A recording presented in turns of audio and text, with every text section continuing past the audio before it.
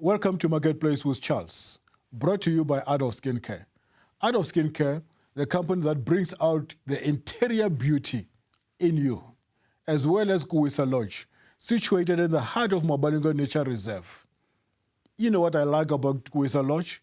You wake up early in the morning at the beautiful sound of singing harmonious birds.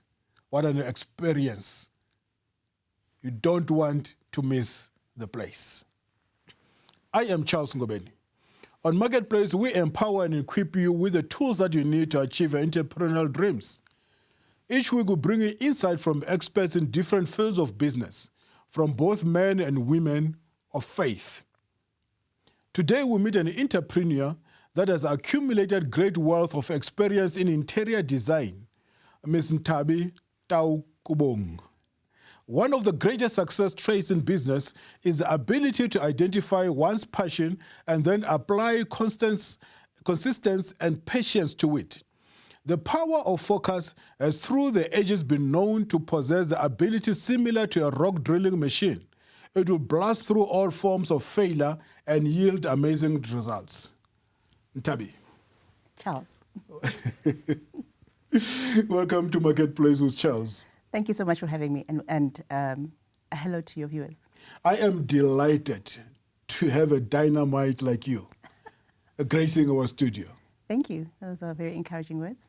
Yeah. Do you mind to tell us a little bit about your business?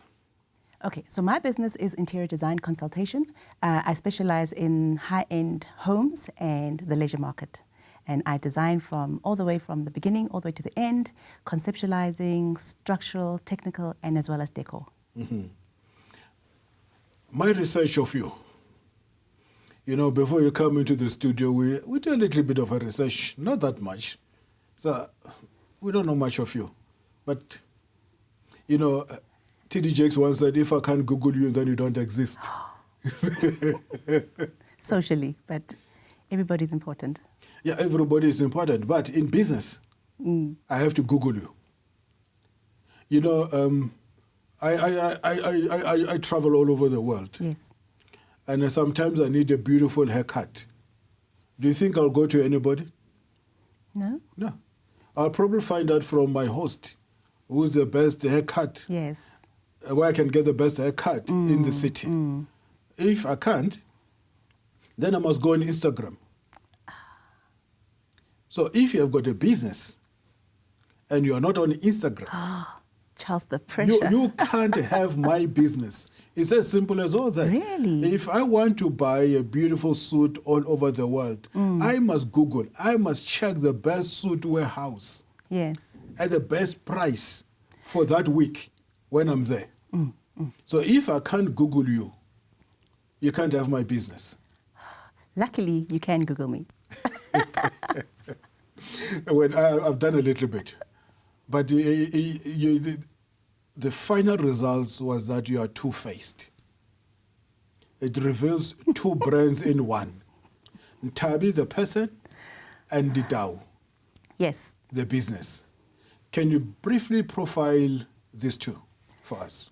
So what I've done for the past 21, 25 years, actually, was run Ditau, the business. Yeah. And then, obviously, I felt that it was time to reveal the face behind the brand, the Nthabi Taukobong behind the Ditau Interiors brand. And that's what this year has been about.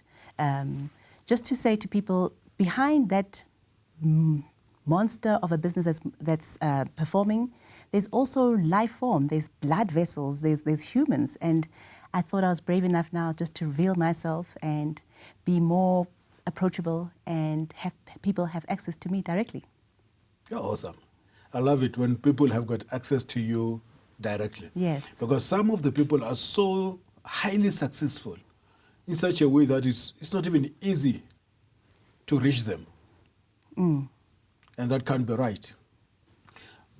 Tell me, Nthabi, how did you get to the point of developing such double brands at once? Well, the first brand continued. Ditau Interiors started in 1999. I think it was when I went on my own. And that has been the face of the brand that has been marketed and pushed throughout. Any project that I took on as Ditau Interiors. When I started questioning my career in terms of what does it mean to me? What's my value? What's my purpose? What's my reason why what I'm doing? I thought, well, I can't talk or hold that mic as Ditau Interiors. Yeah. I need to reveal who Nthabi Taukobong is and share the truth about her journey in design, what her lessons have been, what has she learned, and what is she willing to share with the world now.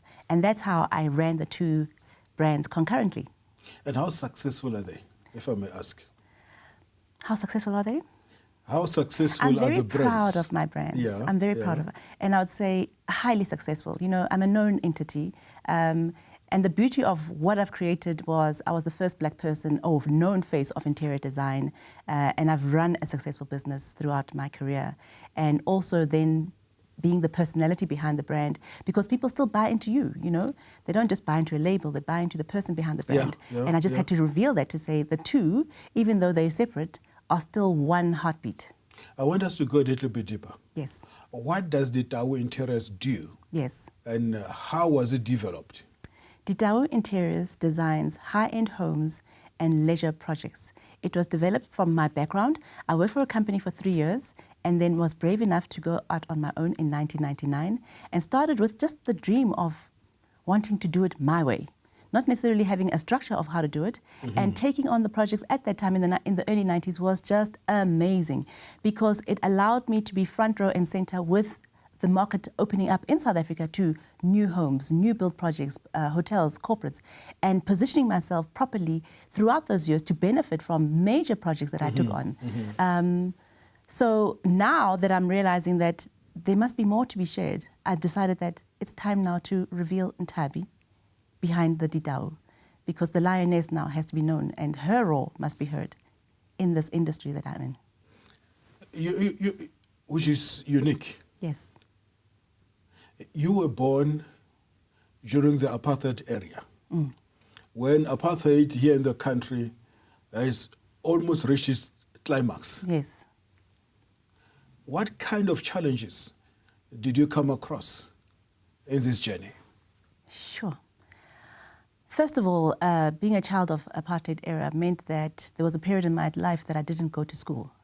We were homeschooled by my parents, and we learned resilience to say that schooling is not only a place of a destination that it happens in. Schooling begins at home. And my parents did everything that they could. They taught us the 4 languages at home.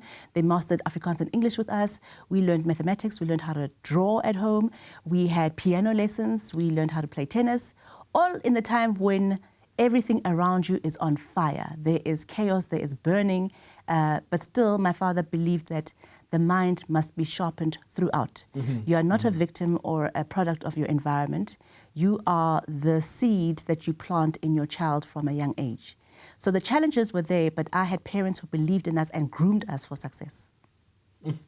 You had great parents. Yes, I do. But I mean, you're multi-talented. You're talking about maths, you're talking about piano, you're talking about all these sorts of things. Drawing at home. Before I even hit the private schools, I was learning this in the township. So anyway, you don't have an excuse in life. Anyway, you can start creating greatness. Yeah. But within the journey toward the success, sometimes there are blunders. Oh, yes. There are failures. There are setbacks. You name them. Yes. Do you recall one of the setbacks that you love to share? Yes, I do. When I decided to go out on my own, I decided also to be brave enough to open up my own showroom. And that was a monstrous undertaking. And obviously, I didn't have the know-hows of how to run a retail business after being a design consultant for most of my career. Yeah. And it was just a burning building. And I remember having to go to my suppliers and just say to them that, listen, I don't think that showroom is going to be open for long. Can we reach agreements of how I can pay you back? If you can actually go and take some stock that's still in the showroom to recoup the cost that I owe you. And one supplier said to me that, you know, in business, you have to be like a Russian doll. A Russian doll has a center pivot inside of it, and it bounces back. Whatever way it's knocked, it bounces back. So that was my first business lesson. He said, whatever happens, don't let this first failure define your entire life. Rise from it. Be a Russian doll. hit yourself back, but bounce back. As aggressively as the fall is, you must aggressively rise again. And that was just motivation, because also my suppliers believed in me to say, you know what, you had the vision, obviously not the implementation, but carry on, continue, walk forward in your mistakes. Don't let them cripple you or bury you. But that could be very challenging. Yeah, it was. I mean, it's a little girl. And also what he said to me was, given the background of having only grown up in apartheid, you didn't have the ability to grow up in a business environment. We weren't taught business at home. We were just taught how to survive, how to get through those challenging times. So those mistakes and pitfalls that I was making, he said to me, take them as your MBA, take them as your life lessons in business, through business. It's not in a lecture room, it's not in a classroom. You're learning on the ground, and that also counts. But the most challenging thing when you're running your own business and it's not working, yes, is to close down. Because somehow you become a symbol of failure in the whole community. Really? And you have to deal with the pride of closing it down. Yes. Especially amongst the black people. Yes. I'm telling you, most of the black people's business, they don't even close down, they don't wind it down, even when they realize it's not working. Yes. They'll wait for the sheriff to come and close them. But that's our MBA. That's an African MBA, you know. And it can't be right. It can't be right, but we can only learn from those errors. So that's why it's important for everybody to share their lessons, because we don't have any reference points in business.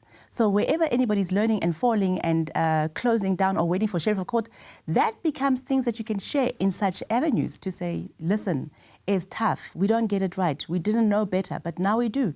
And when you do, share your knowledge. You go into some of the locations where someone has got a spaza shop. Yes. You find the shop owner with one tin of fish standing there. Yes. He can't close it. Yes. There's something like, what is a resilience within our black culture? Belief in yourself. And I think if we can maintain that and not lose that, that will get us through to say that man who had that one tin of fish later on owned 16 retailers, because he hung in there, because he believed that he could still provide you something tomorrow. So we closing down, yes, obviously, there's sometimes it calls for it, but get back up, try again. We're learning as we're growing, and we're creating our legacy of business in Africa. Nthabi, I understand you have got what you call master classes and lioness workshops. Yes. What do they entail?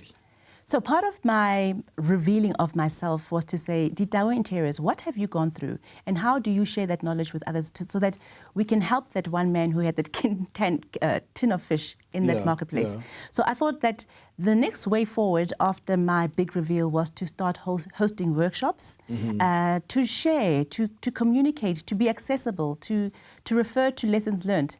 And then also the master classes are mastering work through your errors, through your triumphs, through your trials, and having those then online, available through podcasts, available through YouTube, and available through my website, so that others can know that you're not alone in this journey. So it's more to encourage from within, you know, and that's why I refer to it as the real interior, because we've got to go deeper as a society. We can't just be superficial in our experiences and what we go through in business and not have a moment of clarity and sharing with others who can benefit from our experiences.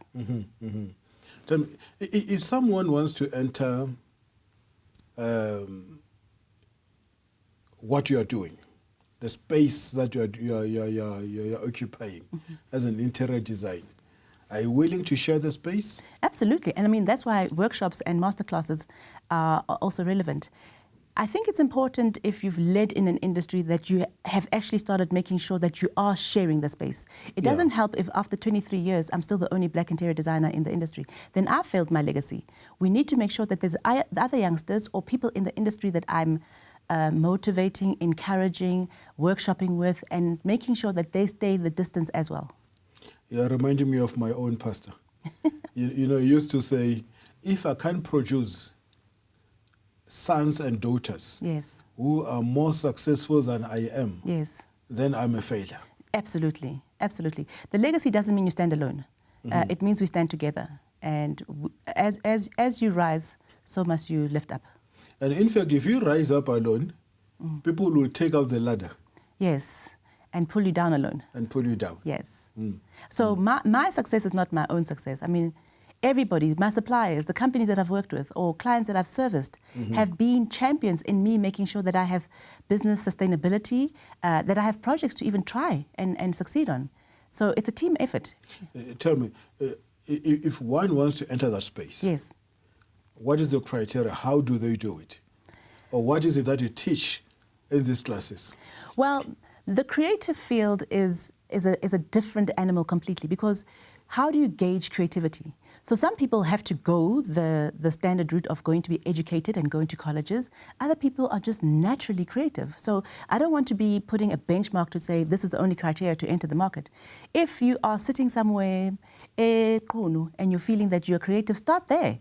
If you have access to a phone and you can have access to social media, follow people who are inspiring to you. And if you can take it further, absolutely go to the colleges, do a 3-year course, do a course online, anything that will give you confidence to take on the skill and qualities that you need to make sure you can deliver on projects. You know, there's something funny. I don't know how is it like that. Most of the people who are doing arts, who are creative, Yes. they hardly look like you. What does that look? You look stunning. But I'm an interior designer. You know, most of the people, I'm telling you, most of the people are creative. Yes. Who are creative. Yes. If you look into them, they never comb their hair. I don't know whether creativity comes from that. Sometimes they'll smoke ganja. To release the creative juices. Does it work? I've got a beautiful daughter. Yes. You know, it's only that she's just a little bit dark. What's wrong with being dark? No. She has drawn a lot of marks on her body. Oh, tattooing. Yes. Oh. But because she's a little bit dark, you can't even see the tattoo. But I think it's all... But before she went for those classes, Yes. she was okay. Now she went to join the classes. She started with the tattoo. She started with all these things. I don't know. What's happening in the industry? It's a brand. Everybody is a brand. You're a walking brand. So it depends how you want to communicate yourself and what people you want to attract to yourself. So I decided long when I started my career that I'm a luxury brand. I want to, I want to go where the money is. I want to attract wealth. I want to attract class and prestige and the projects that I engage on. And somehow when you're working in that environment, you've got to reflect your client. But it doesn't take away from my creativity, because at the end of the day, you're as good as your project. So even behind the tattoos, behind the ganja, behind the dreadlocks, if that person, if you can zone into their creativity, then you find the magic. So we can't only be facading, we've got to get real, we've got to go below, and we've got to give the artist a chance, because sometimes we're not clear about the business element to say how you approach and present yourself actually has impact in the types of jobs you can attract and the types of value that people will put towards you. So maybe part of the workshops and masterclasses will be also to say how you carry yourself, how you present yourself also matters, so that people can then decide to say, you know what, let's give this person a chance. But if you look raggedy, they're going to be a little bit more hesitant to say, what can this person really take on? I think I need to know and understand more about these masterclasses. Yes. That you keep on coming back to them. How often do you have them and how long are they?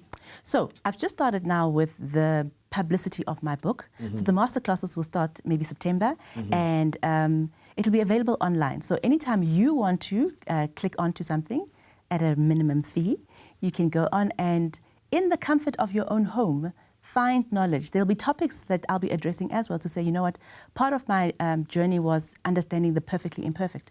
What is that about? Part of my journey was understanding time management. You click onto that and find out what's that about. So it's just sharing nuggets of wisdom that people need on a daily basis to understand how to apply their true mastery into their own career. Let's talk about your book, The Real Interior. Yes. How was it birthed? 2017, I got a notification from LinkedIn to say that I was 21 years in the industry. And to say, Charles, that I got a shock would be an understatement. I had been so in the run of running a business, I never even saw the time go past. And when I thought about what it looked like to me to have reached the milestone of 21, I thought I would have an empire, a building, you know, defined elements of success that I could see, tangible fruits of my labor. But I had nothing. I was just, I had made a decision maybe 4 or 5 years ago to move back home, work from home, minimize my costs. And I just started really doubting myself to say, is this what success looks like? Is this what 21 years in the industry looks like? So I kept quiet. I didn't tell my mother, I didn't tell my family, I didn't tell anybody. But LinkedIn has obviously the sick way of letting you know that the next year is coming up. So I thought, with my 22 years approaching, and before God takes out my miracles and just says, right, you unappreciative child, I'm ending your career here now. I decided to write a letter to myself, just as an acknowledgement of the journey that I traveled on, and just almost to remember the projects that I'd worked on, because I'd forgotten, you know. You just move from project to project, project to project, project, and I had not remembered or even highlighted the highs and lows. So it was a letter to myself, and then I gave it to my website designer to say, put it on any of our social media platforms, just to say I had that moment of acknowledging my 21st birthday in design before 22nd came up. And he said to me, it's too long. This is like a book. Everything you write is long-winded. So it was my aha moment to say, actually, you know what, there's a few more things that I wanted to go into detail with. Give me some time. Let me jot it down, and hence the book was birthed. The Real Interior. The Real Interior. Do you want to take us through The Real Interior? It's not an honor book.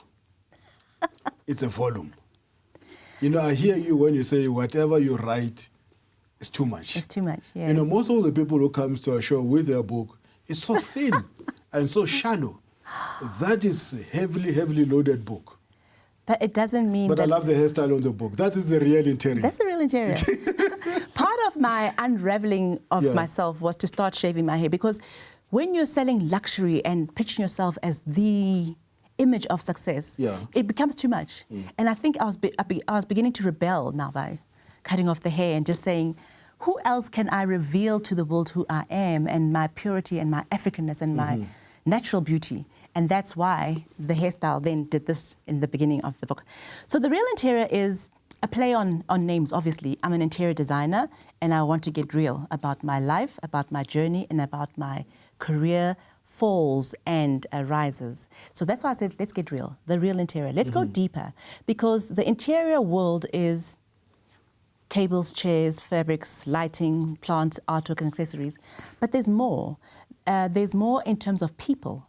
Because if you're designing somebody's home, it doesn't hurt for you to get to know a little bit more about them before you can decide what their interior looks like. So I just thought that that would be a good way for me to start the entry into my own path, into my own healing, and allow people also through my areas to find their real interior and make peace with that.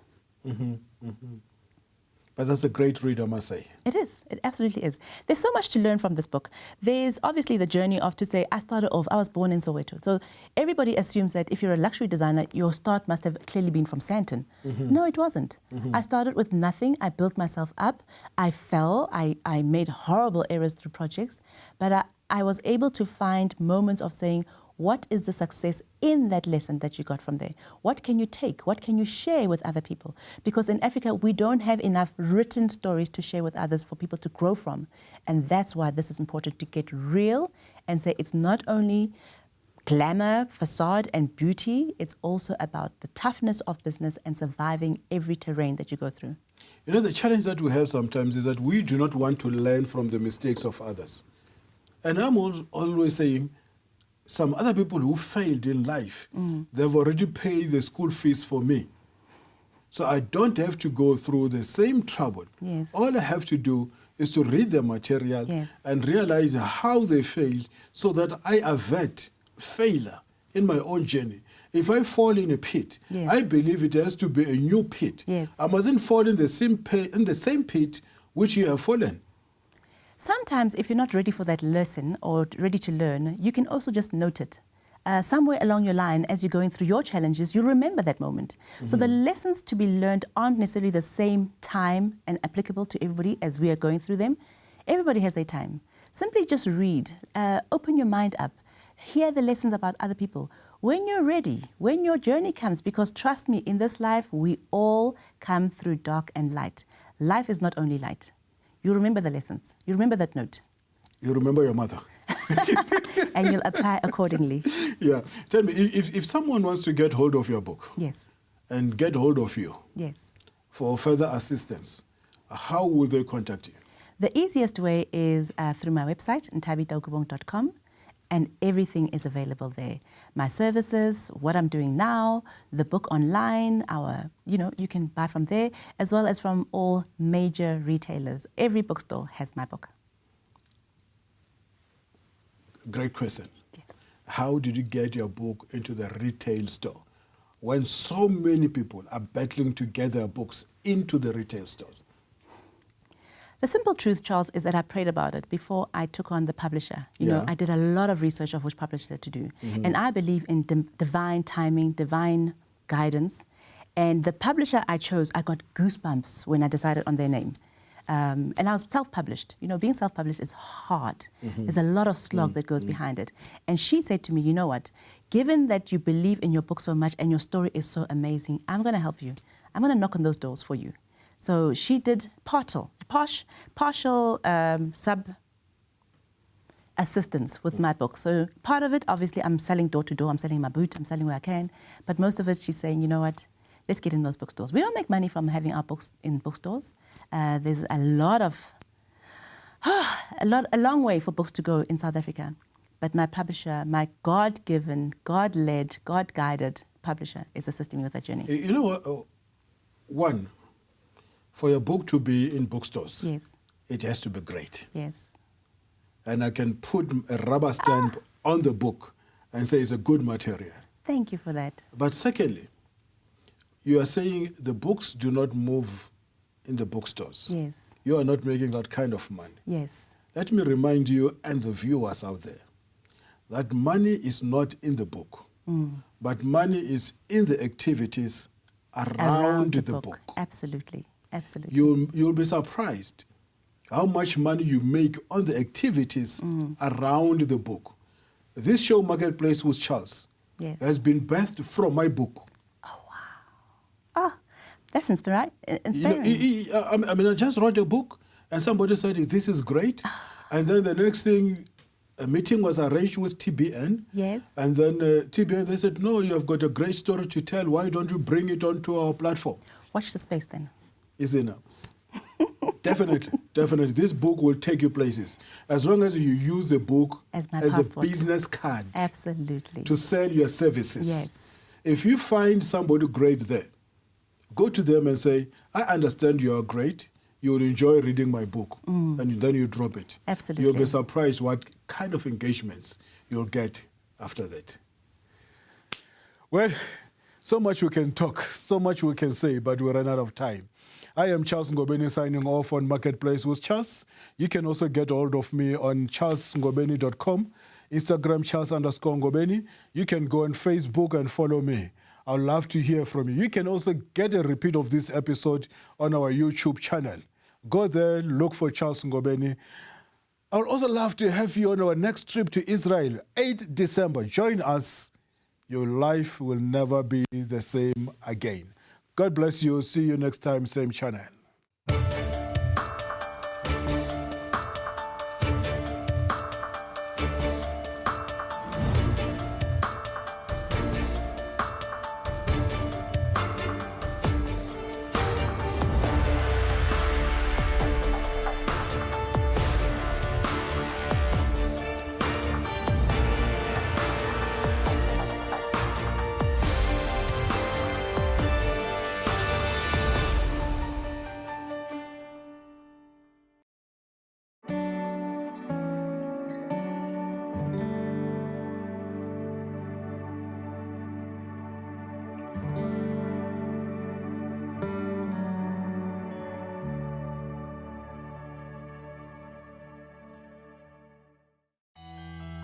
Join Marketplace with Charles on an 11-day tour of the Holy Land from the 8th of December 2019.